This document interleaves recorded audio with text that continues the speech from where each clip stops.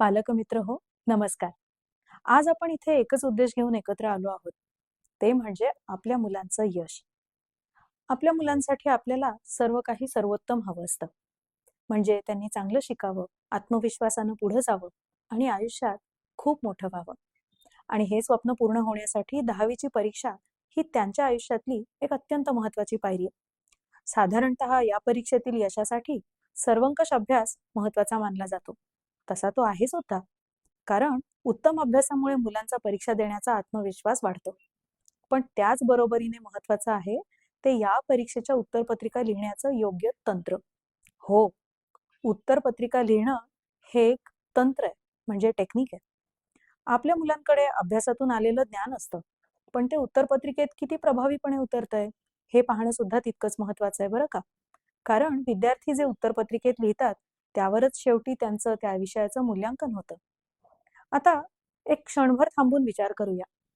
Paper लिहिताना आपण paper तपासणाऱ्या परीक्षकांचा जर विचार केला, तर आपल्याला एक गोष्ट लगेच जाणवेल.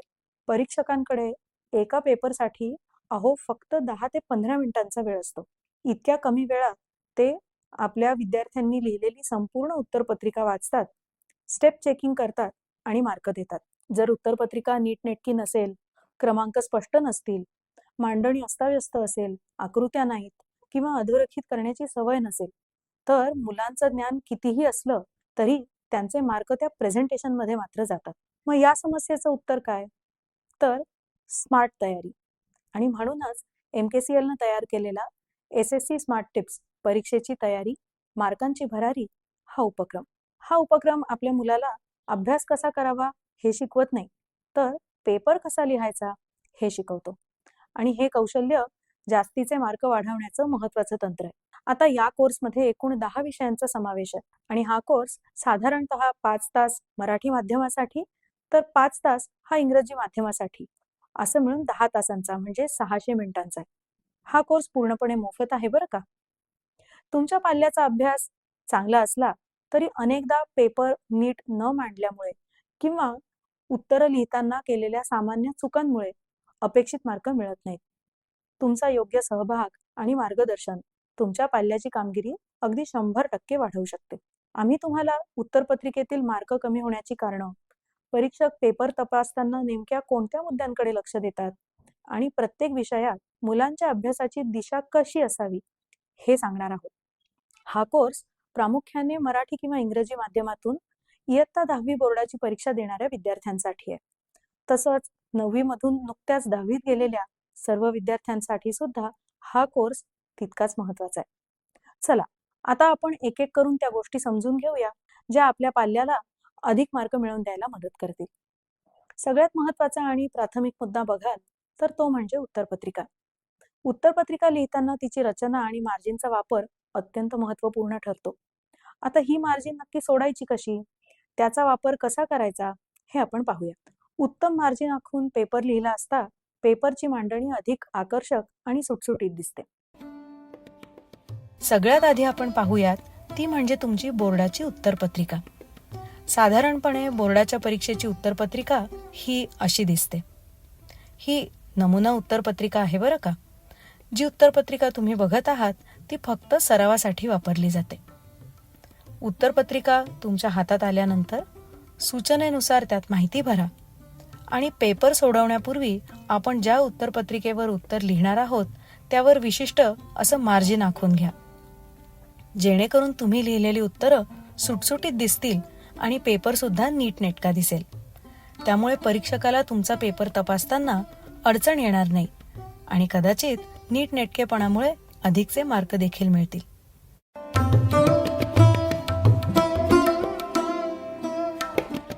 उत्तरपत्रिकेवरती मार्जिन आखून झाल्यावरती ही मार्जिन बघितल्यानंतर तुमच्या लक्षात आलं असेल की एक कॉलम हा फक्त प्रश्न क्रमांकासाठी आहे. जसं की इथे आहे प्रश्न क्रमांक 1, त्यातील पुढचा सेक्शन आहे प्रश्न क्रमांक 1चा ब, त्यामुळे मार्जिनचा हा भाग ब ह्या आकड्यासाठी आहे. आणि आता समजा प्रश्न क्रमांक 1ब हे गाळलेल्या जागा भरा असं असेल तर त्यातील 1, 2, 3 हे अंक लिहिण्यासाठी ही तिसरी मार्जिन. आणि मग अर्थातच तुम्ही लिहिलेली सगळी उत्तरं ही एकसारखी दिसावी या दृष्टीने उजव्या बाजूची ही मार्जिन सुद्धा खूप महत्त्वाची आहे.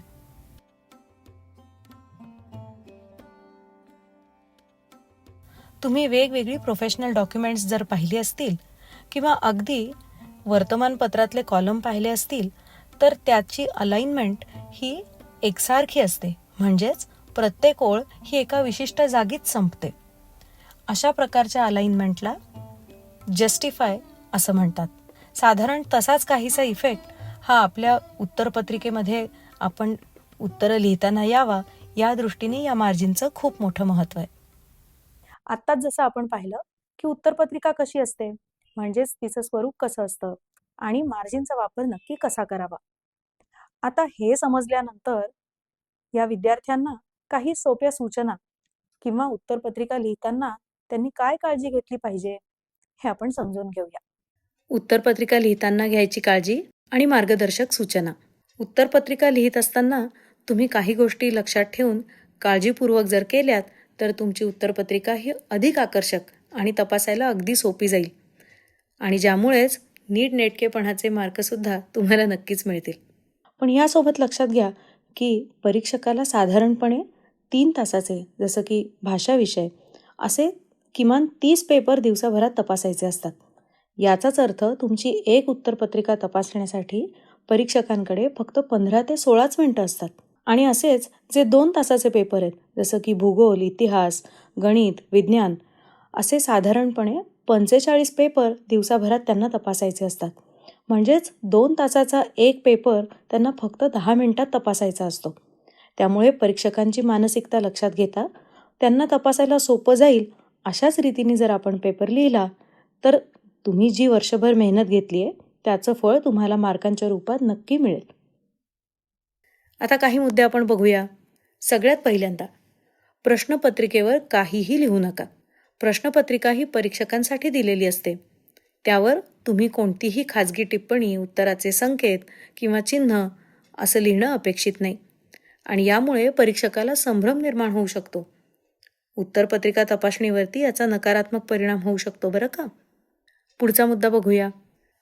नवीन प्रश्न नवीन पानावर सोडवा. नवीन प्रश्नासाठी नवीन पान वापरल्याने काय होतं तर परीक्षकांना प्रत्येक प्रश्न सहज सापडतो आणि त्यामुळे तुमची उत्तरपत्रिका ही अधिक सुवाच्य, व्यवस्थित दिसते. इतकंच नाही तर तुमच्या मार्कांची बेरीज करणं ह्यामुळे सोपं होतं आणि तुमच्या उत्तरांना योग्य न्याय मिळतो. आता तुम्ही इथे बघाल तर परीक्षक प्रत्येक प्रश्न तपासून झाल्यावरती पूर्ण प्रश्न म्हणजेच उपप्रश्नांच्या मार्कांसकट हे इथे वर लिहित असतात आणि प्रत्येक प्रश्नाचे गुण एकत्र करून मग ते पहिल्या पानावरती त्याची टॅली करतात. तिसरा महत्त्वाचा मुद्दा, प्रश्नपत्रिका सोडवताना लाल रंगाचा वापर करू नका. लाल रंगाचा वापर परीक्षक हे उत्तर तपासणीसाठी करतात. त्यामुळे तुम्ही उत्तर लिहिताना लाल रंग वापरल्यास परीक्षकांना संभ्रम होऊ शकतो आणि तुमच्या उत्तरपत्रिकेतल्या उत्तरांचं योग्य मूल्यमापन होऊ शकत नाही. मग काय करायचं तर निळ्या रंगाच्या पेनाचा वापर करा. निळा रंग हा सर्वसामान्यतः लेखनासाठी मान्य केलेला असतो आणि त्यामुळे परीक्षकांना उत्तरपत्रिका नीट वाचता येते आणि तपासणी करताना तुमचं उत्तर सहज दिसतं. पुढचा अजून एक महत्त्वाचा मुद्दा, उत्तरपत्रिका ही व्यवस्थित आणि नीटनेटकी असावी. याने काय होईल तर परीक्षकांच्या मनात उत्तर देणाऱ्यांविषयी एक सकारात्मक भावना तयार होते, ज्यामुळे या परीक्षेच्या एकूण गुणांकनावरती याचा सकारात्मक प्रभाव पडू शकतो. आणि आता हा व्यवस्थितपणा कसा आणायचा तर प्रत्येक उत्तर संपल्यावरती एक रेषा काढा आणि त्यानंतर पुढच्या प्रश्नाचं उत्तर लिहा. प्रत्येक उत्तर संपल्यावरती रेष काढल्याने प्रत्येक उत्तराची ओळख ही वेगळी स्पष्ट होते. यामुळे परीक्षकांना उत्तरपत्रिकेत कुठलं उत्तर कुठे सुरू होतं आणि कुठे संपतं हे लगेच समजतं. नीटनेटकेपणात तुमच्या हस्ताक्षराचा सुद्धा मोठा वाटा असतो नाही का. पण आता एखाद्याचं हस्ताक्षर नसेल चांगलं तर काय करायचं, काही हरकत नाही. हस्ताक्षर चांगलं नसलं तरी ते किमान वाचण्यासारखं असावं. परीक्षक हे तुमच्या उत्तरांचं मूल्यांकन करतात, पण त्यासाठी हस्ताक्षर हे वाचण्यायोग्य असणं गरजेचं आहे. आता उत्तरपत्रिका लिहिताना कधीकधी काही चुका होतात. मग समजा जर उत्तर चुकलं असं वाटत असेल तर त्यावर खाडाखोड करू नका. फक्त फक्त एकच तिरकी रेष त्यावर काढा. उत्तरावर खूप खाडाखोड केली तर उत्तरपत्रिका अव्यवस्थित म्हणजे गचाळ आणि गबाळी दिसू शकते.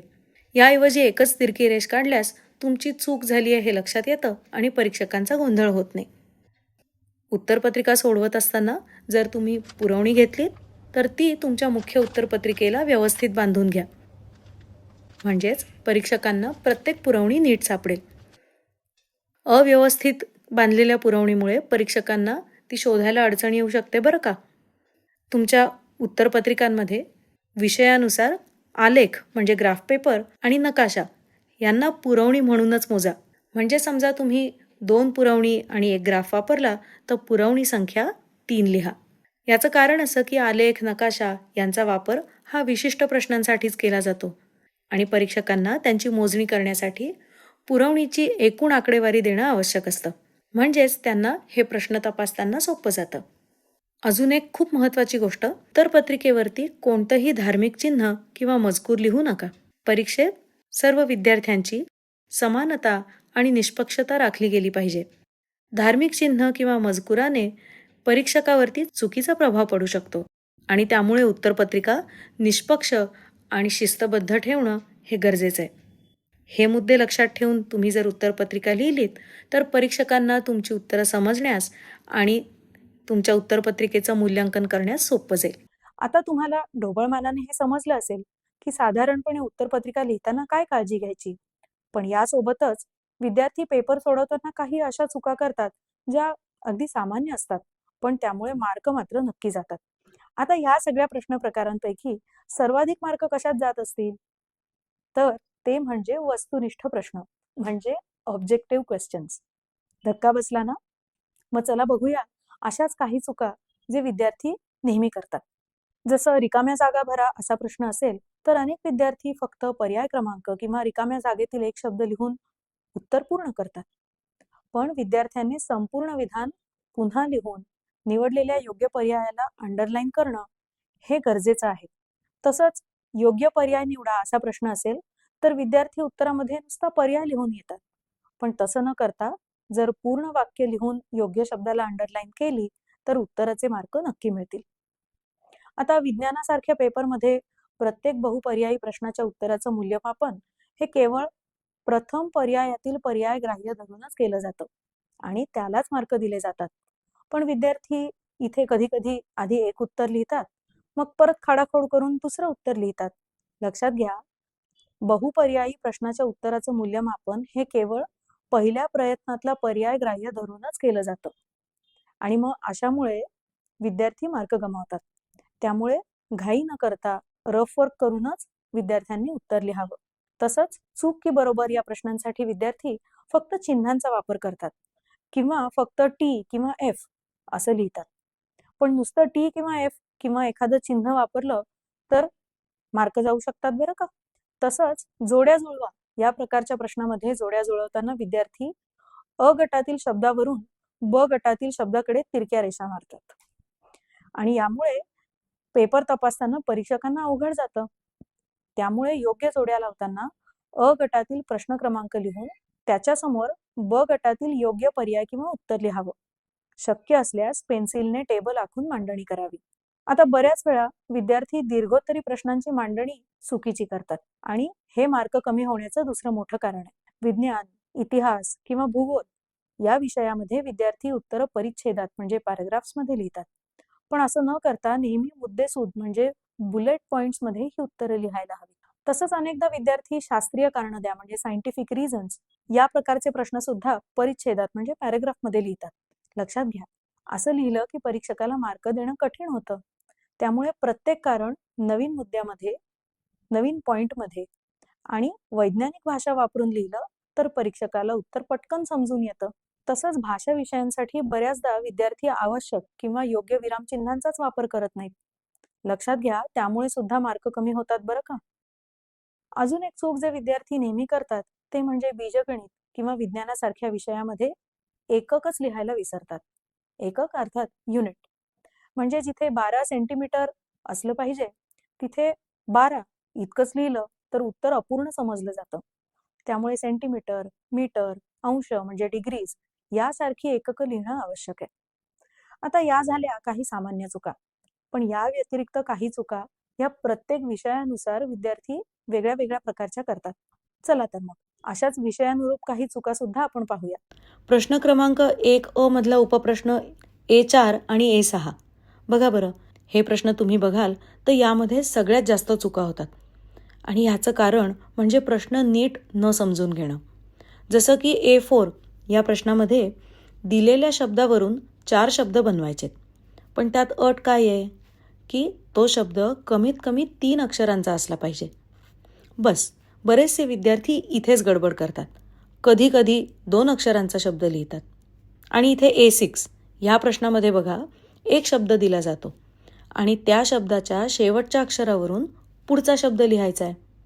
पण इथे अजून एक गंमत आहे की प्रत्येक शब्दाचं शेवटचं अक्षर वापरूनच पुढचा शब्द लिहायचा आहे.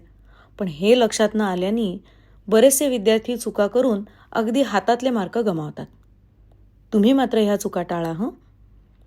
तुम्हाला प्रश्नात सांगितल्याप्रमाणेच आकृती काढा.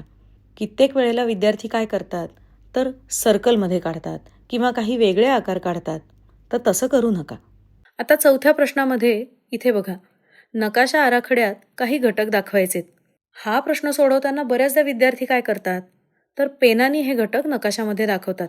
तुम्हाला स्क्रीनवर दिसत असेल, या विद्यार्थ्यांनी सुद्धा पेनाचा वापर करून नकाशामध्ये घटक दाखवलेत. लक्षात घ्या, ही पद्धत चुकीची आहे.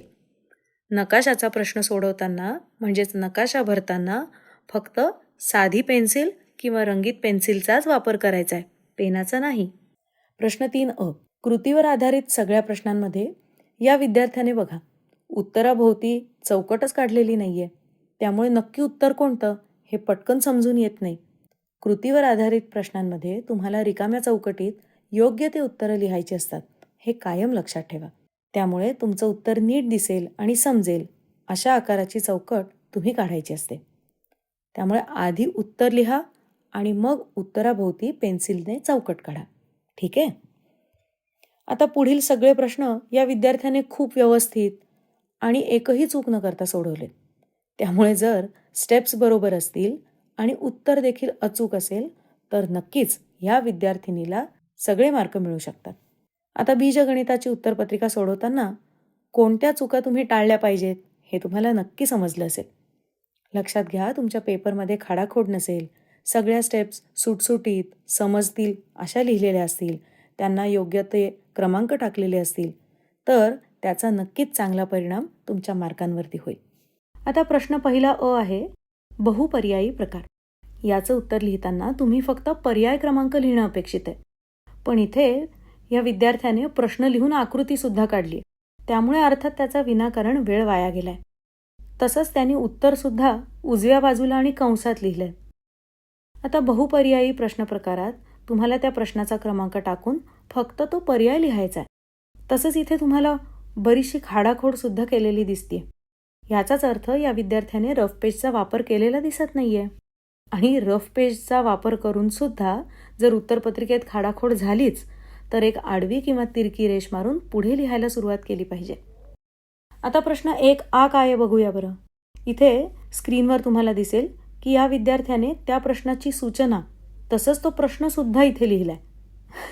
अहो, उत्तरपत्रिकेमध्ये तुम्हाला फक्त उत्तर लिहायचं असतं, सूचना आणि प्रश्न लिहायचे नसतात, हे नक्की लक्षात ठेवा. उत्तरपत्रिकेत तुम्हाला त्या प्रश्नाचा आणि उपप्रश्नाचा क्रमांक लिहून त्या प्रश्नाचं उत्तर लिहायला सुरुवात करायची असते. मात्र ह्यात प्रश्न क्रमांक नीट लिहिणं खूप महत्त्वाचं आहे बरं का. पण जर का तुम्ही प्रश्न लिहित बसलात तर तुमचा पेपर काही वेळेत पूर्ण होणार नाही. आता यातल्या दुसऱ्या प्रश्नात तुम्हाला दिसेल की या विद्यार्थ्याने आकृती तर काढली आहे पण ती सुबक आणि ठळक नाहीये. तसंच प्रश्नामध्ये एकक मराठीमध्ये सेमी अर्थात सेंटीमीटर असं लिहिलंय, पण विद्यार्थ्याने मात्र ते CM असं लिहिलंय. आकृती काढून नंतर या उत्तराचं विधान सुद्धा लिहिलेलं नाही. आता उत्तर हे विधान स्वरूपात लिहून ते अधोरेखित करणं खूप महत्त्वाचं असतं. यासारख्या छोट्या छोट्या गोष्टींमुळे तुमचे मार्क कमी होऊ शकतात, हे लक्षात ठेवा हं. तिसऱ्या प्रश्नातला बाह्यस्पर्शी हा शब्द या विद्यार्थ्याने सर्व ठिकाणी बघा कसा चुकीचा लिहिलाय. तसंच 2 बाह्यस्पर्शी वर्तुळांच्या केंद्रातील अंतर बरोबर त्यांच्या त्रिज्यांची बेरीज हे सुद्धा त्यांनी व्यवस्थित लिहिलेलं नाहीये. जर लिहिण्यासाठी जागा कमी पडत असेल तर तुम्ही डाव्या आणि उजव्या दोन्ही बाजूंसाठी 2-2 ओळी वापरू शकता. म्हणजे मग ते छान दिसेल आणि समजायला सुद्धा सोपं जाईल. उत्तर लिहिताना लक्षात घ्या, शुद्ध लेखनाच्या चुका होणार नाहीत ह्याची काळजी घ्या. चौथ्या प्रश्नामध्ये बघा, या विद्यार्थ्याने कसोटीचं नाव सुद्धा कसं चुकीचं लिहिलंय. तसंच कॉन्ग्रुएंट टू आणि सिमिलॅरिटीचं चिन्ह देखील नीट लिहिलेलं नाहीये. भूमितीमध्ये अनेक चिन्हांचा तुम्हाला वापर करावा लागतो, जसं की angle, triangle, square root, similar to, perpendicular with, parallel with, congruent to, similarity आणि यासारखे इतर बरेच. आता ही चिन्ह परीक्षकांना समजतील अशीच लिहावी लागतात. जर ती तुम्ही व्यवस्थित लिहिली नाहीत तर मात्र तुमचे मार्क कमी होऊ शकतात हं. इथे पत्रलेखनाच्या प्रश्नात दिलेल्या माहितीनुसार पत्र लिहा. प्रश्नात दिलेली माहिती जसं की नाव, पत्ता, ईमेल ID आणि फोन नंबर हा इथलाच वापरा. पत्र लिहिताना स्वतःचा वैयक्तिक ईमेल ID किंवा फोन नंबर वापरू नका. त्यामुळे नकारात्मक छाप निर्माण होते. पहिल्या प्रश्नातला प्रश्न अ हा आहे, दिलेल्या पर्यायांमधून योग्य पर्याय निवडून विधानं पूर्ण करा. आता या साध्या प्रश्नामध्ये विद्यार्थी नेमक्या कुठल्या प्रकारच्या चुका करतात? तर काही विद्यार्थी योग्य पर्याय निवडून संपूर्ण विधान लिहितात, पण त्या पर्यायाला अधोरेखित करायचं मात्र विसरून जातात. काही जण फक्त योग्य पर्याय लिहितात, पण पूर्ण विधान लिहित नाहीत. तुम्ही मात्र अशा चुका टाळा हं. आता प्रश्न क्रमांक 1चा दुसरा उपप्रश्न ब आहे, पुढीलपैकी चुकीची जोडी लिहा. आता उत्तरपत्रिकेत दिलेल्या 3 गटांपैकी फक्त चुकीचीच जोडी लिहा. योग्य जोड्या लिहिण्याची काहीच गरज नाही. यामध्ये तुमचा वेळ वाया जाऊ शकतो. आता स्क्रीनवर दाखवल्याप्रमाणे प्रत्येक वेळी अ आणि ब गट असं लिहायची गरज नसते, पण फक्त प्रश्न क्रमांक आणि उपप्रश्न क्रमांक योग्य पद्धतीने लिहा. एवढं सुद्धा पुरेसं आहे. मुख्य प्रश्नांची सूचना अजिबात लिहू नका. अशा अनावश्यक गोष्टींमध्ये वेळ घालवण्याऐवजी तो वेळ शेवटी उत्तरपत्रिका तपासण्यासाठी वापरा. आता प्रश्न क्रमांक 2 असा आहे, तो म्हणजे दिलेला तक्ता म्हणजेच आकृती पूर्ण करा. स्क्रीनवर दाखवल्याप्रमाणे बघा हं, आकृती ही पेन्सिलनेच काढायची आहे, पेनाने नव्हे. नीट पाहिलं तर या आकृतीमध्ये बाणच नाही आहेत, ज्यामुळे आकृतीमधील संबंध स्पष्ट होत नाहीत आणि ती अपूर्ण वाटते. दोन्ही आकृतींमध्ये बाण जोडले तर परीक्षकांना ही आकृती लगेच समजेल आणि मग याचे मार्क तुम्हाला मिळू शकतील. राज्यशास्त्रातील प्रश्न क्रमांक 8चा उपप्रश्न ब सुद्धा याच पद्धतीने सोडवला, ज्याचं उदाहरण तुम्हाला आता स्क्रीनवर दिसत असेल. प्रश्न क्रमांक 4मध्ये दिलेल्या उतार्यावरती आधारित काही प्रश्नांची उत्तरं लिहायची. आता स्क्रीनवर तुम्ही पाहिलं असेल की या विद्यार्थ्याने प्रश्नसुद्धा लिहिलाय, पण प्रत्यक्षात प्रश्न लिहिण्याची काहीच गरज नाही. प्रश्न लिहिल्याने अधिक मार्क मिळणार नाहीयेत, पण त्यात वेळ मात्र जास्त वाया जाईल आणि कदाचित यामुळे पेपरसुद्धा पूर्ण लिहून होणार नाही. तर त्यामुळे लक्षात ठेवा की फक्त प्रश्नाचा क्रमांक लिहिणं सुद्धा पुरेसं आहे. पुढची एक सामान्यतः घडणारी चूक म्हणजे वेळेचं योग्य नियोजन न करणं. पेपर लिहिताना वेळेचं योग्य नियोजन न करणं ह्यामुळे विद्यार्थ्यांचं खूप मोठ्या प्रमाणात नुकसान होतं. काय घडतं तर काही विद्यार्थी पहिल्या काही प्रश्नांवरती खूप वेळ घालवतात आणि मग त्यामुळे नंतरचे ज्याच्यात विस्तृत पद्धतीने उत्तरं लिहायची असे प्रश्न अपूर्ण राहतात. मग आपण काय करायचं तर वेळेचं आधीच नियोजन करून ठेवायचं. प्रत्येक प्रश्नासाठी किती वेळ द्यायचा हे आधीच ठरवा आणि त्याप्रमाणे लेखन करा. बघा हे अशा पद्धतीने. ह्यामुळे तुम्हाला प्रत्येक प्रश्नाला योग्य न्याय देणं शक्य होईल. पुढची एक अजून साधारणतः घडणारी चूक म्हणजे साहित्याचा योग्य वापर न करणं. लक्षात घ्या मित्रांनो, हा भाषा विषयाचा पेपर आहे, त्यामुळे तुम्ही ह्या उत्तरपत्रिकेत भाषा सौंदर्याचा योग्य पद्धतीने वापर करणं अपेक्षित आहे. ह्याचबरोबरीने बऱ्याच वेळा विद्यार्थी पाठ्यपुस्तकातील कवितांचा किंवा निबंधांचा, धड्यांचा योग्य संदर्भ देत नाहीत. मग तुम्ही काय करायचं तर तुमच्या लेखनात संबंधित कवितांचा, निबंधांचा, उतार्यांचा आणि त्यांच्या लेखकांचा संदर्भ देण्याचा प्रयत्न करा. यामुळे तुमचं उत्तर निश्चित प्रभावी होईल. अजून एक गोष्ट जी बऱ्याच वेळा विद्यार्थ्यांकडनं चुकते ती म्हणजे आकृतीसह उत्तर लिहिण्याच्या सूचनेची अंमलबजावणी न करणं. म्हणजे काय होतं तर काही प्रश्नांमध्ये आकृती काढून उत्तर लिहा असं सांगितलेलं असतं, पण घाईघाईमध्ये काही वेळा विद्यार्थी फक्त आकृतीच काढतात किंवा फक्त उत्तरं लिहून सोडून देतात, ज्यामुळे मार्क कमी होऊ शकतात. मग तुम्ही काय करायचं? तर ज्या प्रश्नांमध्ये आकृतीसह उत्तर लिहायचंय तिथे दोन्ही गोष्टी म्हणजे आकृती आणि तिचं स्पष्टीकरण व्यवस्थित द्या. केवळ आकृती काढणं किंवा केवळ उत्तर लिहिणं हे पुरेसे नाही, हे लक्षात ठेवा हं. आता इथे बघा, ह्या विद्यार्थ्यांनी काय केलंय? प्रश्न क्रमांक, उपप्रश्न क्रमांक तर छान घातलाय, पण अख्खा प्रश्न लिहिलाय आणि त्यानंतर खाली त्याची उत्तरं लिहिली आहेत. लक्षात घ्या, पूर्ण प्रश्न लिहित बसण्यात तुमचा वेळ घालवू नका. योग्य क्रमांक घालून त्यानंतर लगेच तुमची उत्तरं तुम्ही लिहिलीत तरी ते पुरेसं आहे. आता आ मध्ये बघा, इथे काय होतं? दिलेल्या संख्या अक्षरात किंवा आकड्यात लिहायच्या होत्या. यात सुद्धा 3 पैकी कोणतेही 2 प्रश्न सोडवायचे होते. इथे सुद्धा या विद्यार्थ्यांनी बघा, पूर्ण प्रश्न लिहित बसलाय. हे करण्याची काहीच गरज नाही. यात तुमचा वेळ तुम्ही घालवू नका बरं का. आता प्रश्न क्रमांक 2 मध्ये इथे तुम्हाला स्क्रीनवर दिसतंय का, की या विद्यार्थ्यांनी शास्त्रीय कारणं द्या. या प्रश्नामध्ये साधारणतः काय काय चुका घडतात?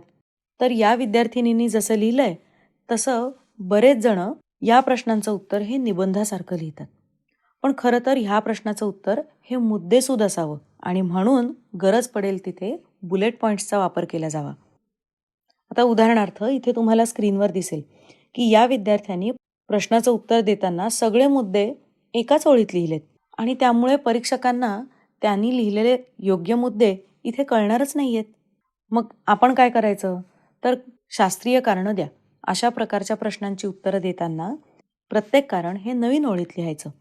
तुमचं उत्तर स्पष्ट आणि संक्षिप्त ठेवा, ज्यामुळे परीक्षकांना तुमचं उत्तर समजून घ्यायला सोपं जाईल आणि नक्की तुम्हाला चांगले मार्क मिळतील. प्रश्न क्रमांक 2 आ मधला बघा हं. आता इथे उपप्रश्न क्रमांक 2 काय आहे? संकल्पना चित्र पूर्ण करा. बघा, या प्रश्नात विद्यार्थी काय चूक करतात? इथे तुम्हाला दिसतंय का? या विद्यार्थ्यांनी संकल्पना चित्र पूर्ण करताना किंवा टेबल आखताना पेनाचा वापर केलाय. लक्षात घ्या, विज्ञान भाग 2 मध्ये कुठल्याही प्रकारची आकृती काढताना पेन्सिलचा वापर केला पाहिजे, पेनाचा नाही. आणि त्यामुळे या उत्तरामध्ये तुम्ही सुद्धा मुद्दे लिहिताना पेनाचा वापर करायचा आहे, पण चित्र किंवा तक्ता आखताना पेन्सिलचाच वापर करा. आता विद्यार्थी कोणत्या चुका करतात हे तर आपल्याला समजलंच असेल. त्या दुरुस्त करून तुमच्या पाल्याला अधिकचे मार्क मिळतीलच. त्यासोबतच अजून मदत व्हावी यासाठी कोणत्या गोष्टी पेपर लिहिताना नक्की कराव्या, म्हणजे बेस्ट प्रॅक्टिसेस कुठल्या असाव्यात, हे सुद्धा तुम्हाला इथे कळेल. याचसोबत प्रत्येक विषयाच्या प्रश्नपत्रिकेचं स्वरूप कसं असतं हे सुद्धा आपण बघूया. आता आपण सुरुवात करू इंग्रजी विषयापासून. इंग्रजी विषयाच्या पेपरची विभागणी एकूण 6 विभागांमध्ये केलेली असते. Section 1 language study, section 2 textual passages, section 3 poetry, section 4 non textual passage, section 5 writing skills and section 6 skill development अर्थात ट्रान्सलेशन. हा पेपर एकूण 80 मार्कांचा असतो आणि तो सोडवण्यासाठी विद्यार्थ्यांना 3 तासांचा वेळ मिळतो. लक्षात घ्या, लँग्वेज स्टडी अर्थात व्याकरण हा विभाग 10 मार्कांचा असतो, ज्यात punctuation, make 4 words, word chain, do as directed यासारखे प्रश्न विचारले जातात. तर रीडिंग स्किल्समध्ये आकलन म्हणजे कॉम्प्रिहेन्शन, शब्दसंपदा अर्थात व्होकॅब्युलरी, ट्रू किंवा फॉल्स आणि पर्सनल रिस्पॉन्स म्हणजे स्वमतावर आधारित प्रश्न असतात. रायटिंग स्किल हा विभाग सर्वाधिक म्हणजे 20 मार्कांचा असतो आणि यात लेटर रायटिंग, फॉर्मल किंवा इनफॉर्मल पद्धतीचं, डायलॉग रायटिंग किंवा स्पीच रायटिंग, इन्फॉर्मेशन ट्रान्सफर म्हणजेच verbal to non verbal and vice versa, report writing किंवा स्टोरी रायटिंग यासारखे प्रश्न विचारले जातात. चला मित्रांनो, आता आपण इंग्रजी या विषयाची उत्तरपत्रिका कशी लिहायची ते बघूया. तुम्ही स्क्रीनवर बघू शकता का? या विद्यार्थ्यांनी उत्तरपत्रिका लिहिताना बघा, व्यवस्थित मार्जिन सोडलंय. प्रश्न क्रमांक, त्यातील उपप्रश्नाचा क्रमांक अगदी योग्य ठिकाणी लिहिलाय. मग आता आपण प्रश्न क्रमांक 1 पासून सुरुवात करू. तुम्हाला इथे दिसेल की प्रश्नामध्ये कोणतेही 4 प्रश्न सोडवा अशी सूचना होती. त्यानुसार या विद्यार्थ्याने 6 पैकी बरोबर 4च प्रश्न सोडवलेत. प्रश्न क्रमांक A1 बघाल तर इथे रिकाम्या जागा भरून योग्य त्या अक्षराला त्याने अंडरलाईन सुद्धा केली आहे, म्हणजे अधोरेखित पण केलं आहे. A3 या प्रश्नाचं उत्तर बघा, त्यातही योग्य पंक्च्युएशन मार्क्स वापरून उत्तर सोडवलं आहे. आता यानंतर बघा A5, अपेक्षित अशी आकृती जिथे गरजेची होती तिथे ती काढली आहे आणि योग्य ते शब्द तिथे भरलेत. बघा, ही आकृतीसुद्धा सुस्पष्ट दिसते. आणि यातला शेवटचा म्हणजे A6 याचं उत्तर पाहिलं तर ते सुद्धा सूचनेनुसार व्यवस्थित सोडवलं आहे. जसं की नवीन शब्द लिहिताना तो आधीच्या शब्दाच्या शेवटच्या अक्षराने सुरू केला आहे. आता क्वेश्चन 1B मध्ये तुम्हाला दिसतंय का? प्रश्नाच्या सूचनेनुसार म्हणजेच अटेम्प्ट एनी वन अशी सूचना होती. बरोबर त्यानुसार त्यांनी B1 आणि B2 यातला एकच प्रश्न सोडवला आहे. याचबरोबर उत्तरामध्ये महत्त्वाच्या शब्दांना अंडरलाईन म्हणजे अधोरेखित केलं आहे. आणि अजून एक योग्य गोष्ट या विद्यार्थ्यांनी इथे केली आहे. ती म्हणजे पुढचा प्रश्न हा त्याने नवीन पानावर सोडवला आहे. आणि आधीचा प्रश्न सोडवल्यावरती जी जागा मोकळी राहिली आहे बघा, तिथे त्याने काट देखील मारली. चला, इंग्रजीनंतर आता आपण हिंदी विषयाच्या प्रश्नपत्रिकेचं स्वरूप आणि त्याच्या बेस्ट प्रॅक्टिसेस समजून घेऊया. हिंदी विषयाचा पेपर एकूण 5 विभागांमध्ये विभागलेला असतो. विभाग 1 गद्य, ज्याला 20 मार्क असतात. विभाग 2 पद्य, ज्याला 12 मार्क असतात.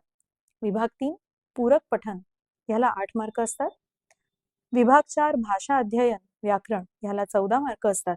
आणि विभाग 5 रचना विभाग, याच्यात उपयोजित लेखन असतं, ज्याला 26 मार्क असतात. हा पेपर तुमच्या लक्षात आलं असेल 80 मार्कांचा असतो आणि तो सोडवण्यासाठी 3 तासांचा वेळ मिळतो.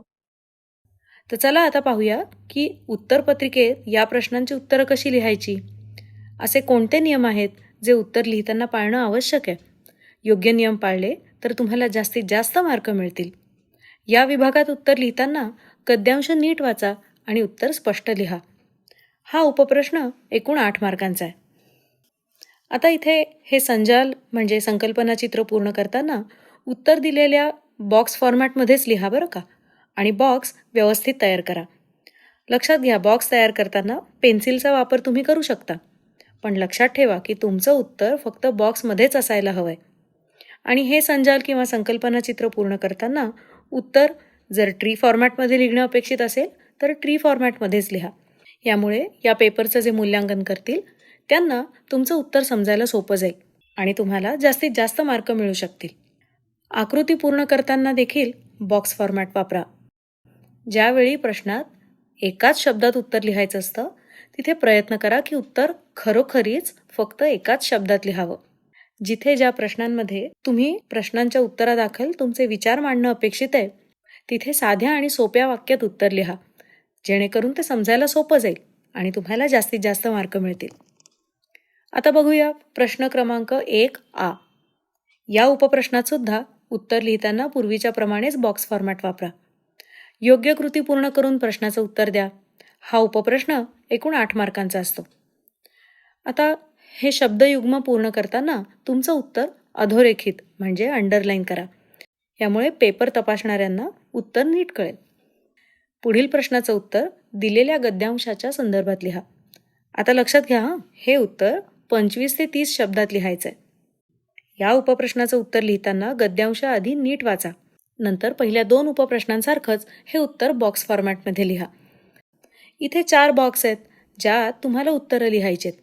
म्हणजेच प्रत्येक उत्तरासाठी अर्धा मार्क मिळेल आणि सगळी उत्तरं योग्य लिहिलीत तर 2 मार्क मिळतील.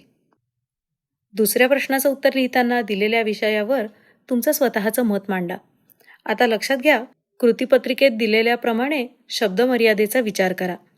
उत्तर देताना गद्यांशातली वाक्य सरळ सरळ उतरवू नका, तर तुमचं मत हे तुमच्या शब्दात लिहा.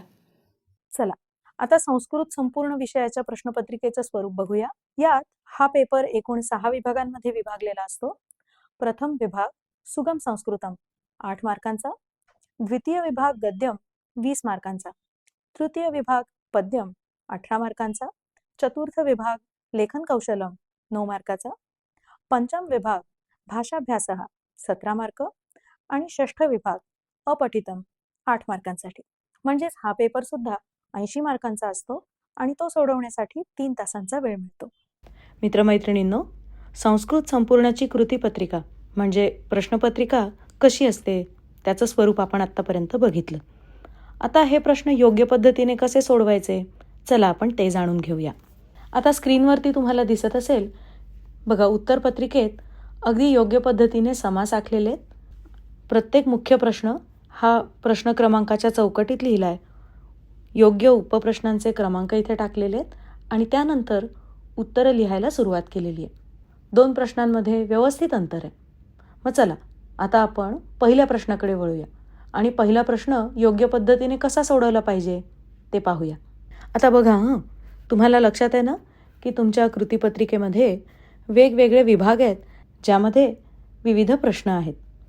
मग आता या विद्यार्थ्यांनी बघा काय केलं आहे, तर हा पहिला प्रश्न हा प्रथम विभागात आहे हे त्यांनी इथे नीट लिहून दिलं आहे.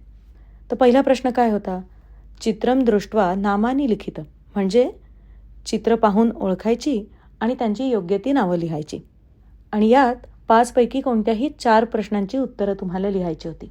आता इथे बघा ह्या विद्यार्थ्यांनी काय केलं आहे, प्रश्न क्रमांक उपप्रश्न क्रमांक तर छान घातला आहे, पण अख्खा प्रश्न लिहिला आहे आणि त्यानंतर खाली त्याची उत्तरं लिहिली आहेत. लक्षात घ्या, पूर्ण प्रश्न लिहित बसण्यात तुमचा वेळ घालवू नका. योग्य क्रमांक घालून त्यानंतर लगेच तुमची उत्तरं तुम्ही लिहिलीत तरी ते पुरेसं आहे. आता आमध्ये बघा इथे काय होतं, तर दिलेल्या संख्या अक्षरात किंवा आकड्यात लिहायच्या होत्या. यात सुद्धा 3 पैकी कोणतेही 2 प्रश्न सोडवायचे होते. इथे सुद्धा या विद्यार्थ्यांनी बघा पूर्ण प्रश्न लिहित बसलाय. हे करण्याची काहीच गरज नाही. यात तुमचा वेळ तुम्ही घालवू नका बरं का. हां, इथे मात्र हा जो प्रश्न ई आहे म्हणजे समय स्तंभ मेलनम कुरुत, बघा तो मात्र अगदी छान लिहिलाय. यात 2 स्तंभ होते, एक होता अ आणि दुसरा होता आ. या अचा आशी योग्य मेळ घालायचा होता. आता हे काय होतं, तर ह्या होत्या घड्याळांच्या वेळा. एका बाजूला त्या अक्षरात लिहिल्यात आणि दुसऱ्या बाजूला त्या अंकांमध्ये लिहिल्यात. या विद्यार्थ्यांनी बघा अगदी छान पद्धतीने उत्तरांचे आकडे घातलेत आणि टेबलमध्ये त्याच्यासमोर उत्तराच्या वेळा व्यवस्थित लिहिल्यात. व्यवस्थित टेबल आखल्यामुळे म्हणजेच तालिकेमध्ये लिहिल्यामुळे ह्या प्रश्नाचं उत्तर वाचणं, पाहणं आणि त्याप्रमाणे मार्क देणं हे सुटसुटीत झालंय. विज्ञान आणि तंत्रज्ञान भाग 1चा पेपर एकूण 4 प्रश्नांमध्ये विभागलेला असतो. हा पेपर एकूण 40 मार्कांचा असतो आणि तो सोडवण्यासाठी विद्यार्थ्यांना 2 तासांचा वेळ मिळतो. मग यात पहिला प्रश्न असतो 10 मार्कांचा. हा प्रश्न बहुपर्यायी अर्थात MCQs या पद्धतीचा असतो आणि 1 गुणासाठीचे यात विविध उपप्रश्न देखील असू शकतात. उदाहरणार्थ वेगळा घटक ओळखा, सहसंबंध ओळखा किंवा चूक आणि बरोबर ओळखा. दुसरा प्रश्न सुद्धा असतो 10 मार्कांचा. यात शास्त्रीय कारण लिहा, ज्यात 3 पैकी कोणतेही 2 सोडवणं अपेक्षित आहे. तसंच प्रत्येकी 2 मार्कांसाठी उपप्रश्न असतात, जसं की गणितीय उदाहरणं, फरक स्पष्ट करा आणि नियम स्पष्ट करा. तिसरा प्रश्न असतो 15 मार्कांसाठी. यात प्रत्येकी 3 गुणांचे 8 उपप्रश्न असतात. यापैकी कोणतेही 5 सोडवणं अपेक्षित असतं आणि यात आकृती पूर्ण करा, परिच्छेद पूर्ण करा, नियम स्पष्ट करा यासारखे प्रश्न असतात.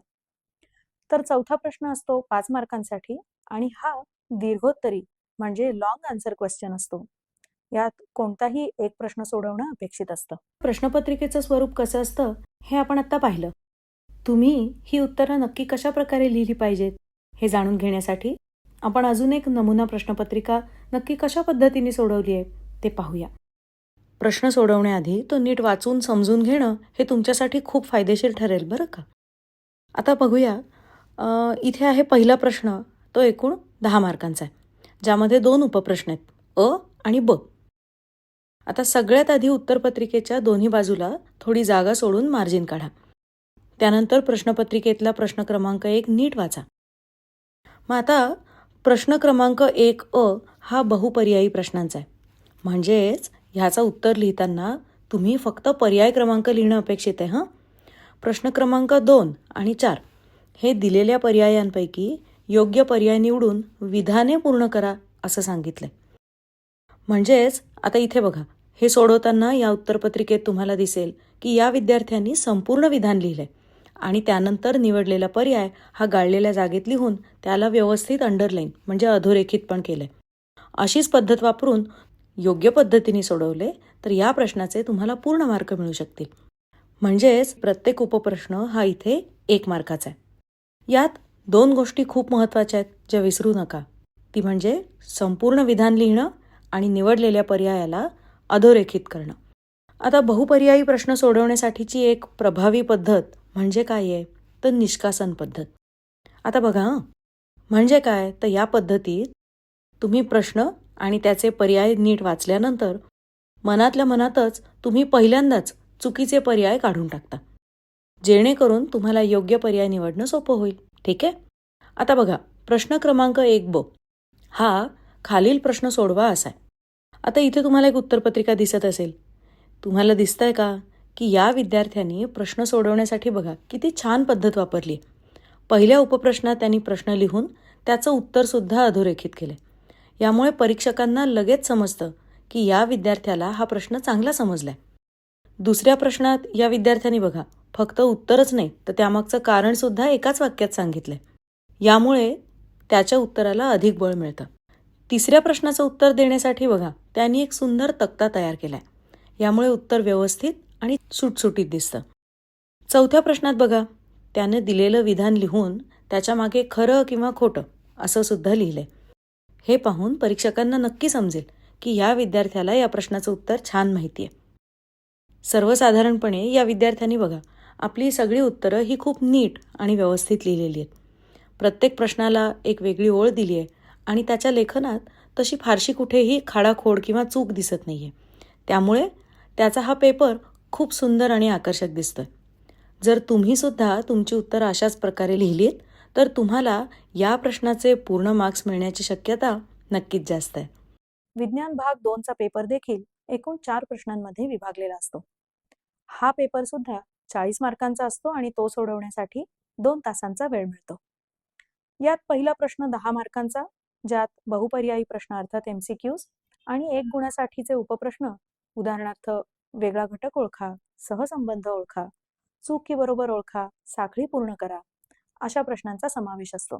प्रश्न दुसरा सुद्धा 10 मार्कांसाठी असतो, ज्यात शास्त्रीय कारण लिहा आणि प्रत्येकी 2 मार्कांसाठीचे उपप्रश्न जसं की फरक स्पष्ट करा, टिपा लिहा, चित्र पूर्ण करा यांचा समावेश असतो.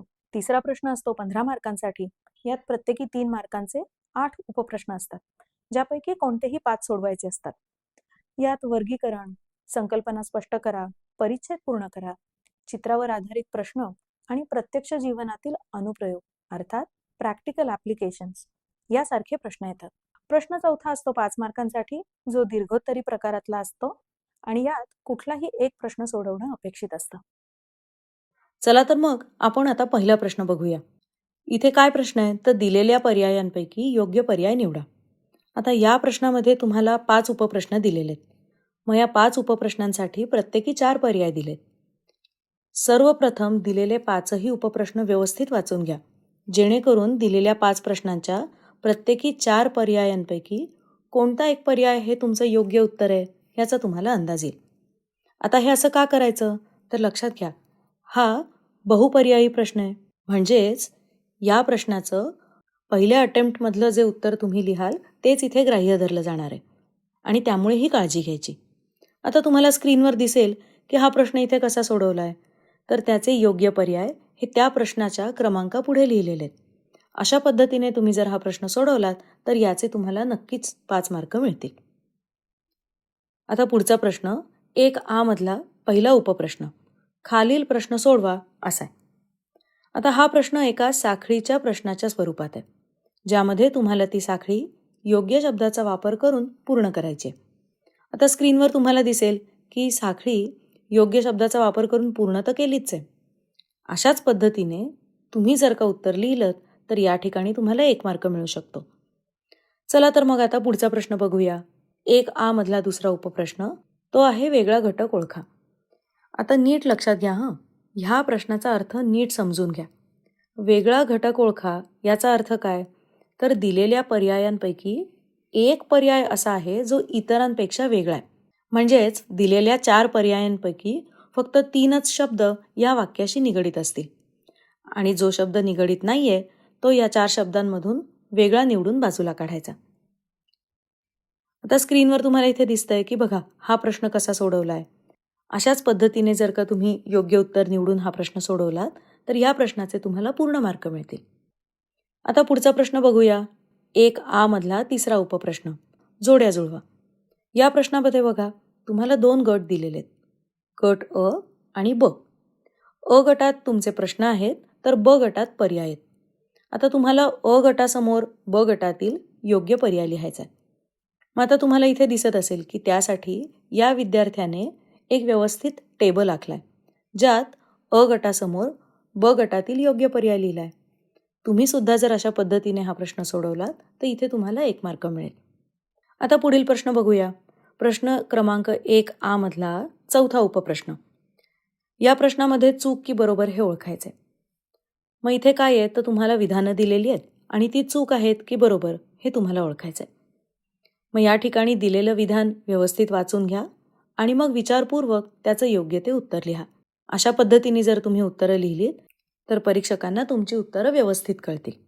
आता पुढील प्रश्न, प्रश्न क्रमांक 1A मधला शेवटचा 5वा उपप्रश्न आहे. नाव किंवा रेणूसूत्र लिहा. आता या प्रश्नामध्ये तुम्हाला एक विधान दिलेलं आहे. बघा, या ठिकाणी या विधानाचं उत्तर तुम्ही एका शब्दात पूर्ण करायचं आहे. आता इथे तुम्हाला दिसेल की जनुकीय उपचाराने उपचार करता येणारा विकार असं विधान आहे. आता या प्रश्नाचं उत्तर बघा कशा पद्धतीने लिहिलंय. आता तुम्हाला इथे स्क्रीनवर दिसेल की या प्रश्नाचं उत्तर कशा पद्धतीने लिहिलंय. अशाच पद्धतीने तुम्ही जर उत्तर लिहिलं तर ह्या प्रश्नाचे व्यवस्थित मार्क तुम्हाला मिळतील. भाषा आणि विज्ञान हे विषय झाल्यानंतर चला आता आपण वळूया गणित या विषयाकडे. हा विषय बऱ्याच मुलांना अवघड वाटतो, पण आम्ही ज्या टिप्स तुम्हाला सांगू त्याचा वापर केला तर नक्कीच त्यांचा हा पेपर सोडवण्याचा आत्मविश्वास वाढेल आणि अधिकचे मार्क त्यांना मिळण्यास नक्की मदत होईल. बीजगणित अर्थात अल्जेब्रा हा गणिताच्या 2 विभागांपैकी एक आहे. याचा पेपर एकूण 40 मार्कांचा असतो आणि या पेपरमध्ये साधारण 5 मुख्य प्रश्न असतात, जे पुन्हा 2 विभागांमध्ये विभागले जातात. पहिला प्रश्न असतो 8 मार्कांसाठी, ज्यात बहुपर्यायी प्रश्न म्हणजे MCQs असतात आणि 1 मार्कासाठीचे उपप्रश्न सुद्धा असतात. लक्षात घ्या, हे सगळे अनिवार्य म्हणजे कंपल्सरी असतात. दुसरा प्रश्न असतो 12 मार्कांसाठी, ज्यात विविध कृतीवर आधारित प्रश्न आणि उपप्रश्न असतात. प्रश्न तिसरा आहे 9 मार्कांसाठी, ज्यात देखील कृतीवर आधारित विविध प्रश्न असतात. प्रश्न चौथा असतो 8 मार्कांसाठी, ज्यात दीर्घोत्तरी प्रकारचे उपप्रश्न असतात, ज्यातील प्रत्येक प्रश्न हा 4 मार्कांसाठी असतो. तर प्रश्न 5 हा 3 मार्कांचा असतो आणि यात रचनात्मक स्वरूपाचे प्रश्न असतात. चला तर मग आता आपण पहिल्या प्रश्नाकडे वळूया. बघा, पहिला प्रश्न योग्य पद्धतीने कसा सोडवायचा. तर प्रश्नपत्रिकेत हा पहिला प्रश्न 2 भागांमध्ये विभागला होता. बहुपर्यायी प्रश्न सोडवा आणि उपप्रश्न सोडवा. पहिल्या प्रश्नामध्ये दिलेल्या पर्यायांपैकी अचूक पर्याय निवडून त्याचं वर्णाक्षर लिहायचं होतं. आता इथे तुम्हाला स्क्रीनवर दिसेल कशा प्रकारे या विद्यार्थ्यांनी प्रश्न क्रमांक, उपप्रश्न क्रमांक लिहून मग योग्य पर्याय लिहिला आहे. याबरोबरच उपप्रश्नसुद्धा कशा प्रकारे इथे सोडवलेत हे पण तुम्हाला दिसेल. उपप्रश्न सुरू करण्यापूर्वी एक ओळ सोडून पेन्सिलने एक रेष देखील मारलेली आहे. त्यामुळे नवीन उत्तर कुठे सुरू झालं हे लगेच समजू शकतं. तर लक्षात घ्या, उपप्रश्न सोडवताना उत्तराच्या सर्व स्टेप्स या विद्यार्थ्याने व्यवस्थित लिहिल्या आहेत. कोणतं सूत्र किंवा सिद्धता वापरली आहे हे सुद्धा स्पष्ट केलंय आणि उत्तरात जिथे आवश्यक आहे तिथे एकक म्हणजे युनिट सुद्धा लिहिलेलं आहे बरं का. इतकंच नाही तर उत्तरं लिहिताना देअरफोर, इज इक्वल टू यासारख्या चिन्हांचा योग्य ठिकाणी वापर सुद्धा केलाय. अक्षरही चांगलं आहे आणि स्टेप्स लिहिताना सुटसुटीतपणा सुद्धा ठेवलाय. त्यामुळे पेपर बघा कसा स्वच्छ आणि आकर्षक दिसतोय. अशाच प्रकारे जर तुम्ही सुद्धा सगळे प्रश्न सोडवलेत तर या प्रश्नाचे पूर्ण मार्क तुम्हाला नक्की मिळतील. भूमिती अर्थात जॉमेट्री हा गणिताच्या विभागांपैकी दुसरा विभाग आहे. हा पेपर सुद्धा 40 मार्कांचा असतो आणि या पेपरची विभागणी साधारण 5 सेक्शनमध्ये केलेली असते. पहिला प्रश्न 8 मार्कांचा, ज्यात बहुपर्यायी प्रश्न म्हणजे MCQs असतात आणि 1 गुणासाठीचे उपप्रश्न सुद्धा यात असतात, जे अनिवार्य म्हणजे कंपल्सरी प्रकारचे असतात. प्रश्न दुसरा असतो 12 मार्कांचा, ज्यात कृतीवर आधारित प्रश्न आणि उपप्रश्न असतात. तसंच प्रश्न तिसरा असतो 9 मार्कांचा, यात देखील कृतीवर आधारित विविध प्रश्न असतात. प्रश्न चौथा असतो 8 मार्कांसाठी, ज्यात दीर्घोत्तरी प्रकारचे उपप्रश्न असतात. तर प्रश्न 5वा असतो 3 मार्कांसाठी, ज्यात रचनात्मक स्वरूपाचे प्रश्न विचारले जातात. भूमितीच्या प्रश्नपत्रिकेचं स्वरूप कसं असतं हे आपण आता पाहिलं.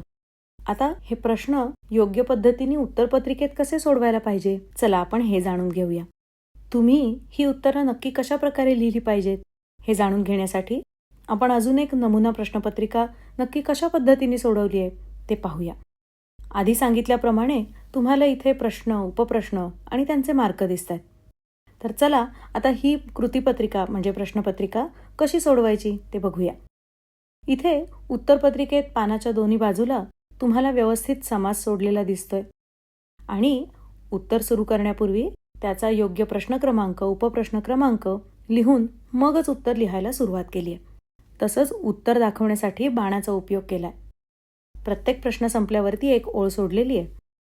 तर मग चला आता पहिला प्रश्न योग्य पद्धतीने कसा सोडवला पाहिजे हे आपण बघूया.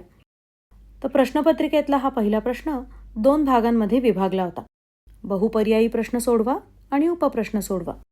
मग आता पहिल्या प्रश्नामध्ये दिलेल्या पर्यायांपैकी अचूक पर्याय निवडून त्याचं वर्णाक्षर लिहायचं होतं. मग आता इथे तुम्हाला दिसेल की कशा प्रकारे या विद्यार्थ्यांनी प्रश्न क्रमांक, उपप्रश्न क्रमांक लिहून मग योग्य तो पर्याय लिहिला आहे.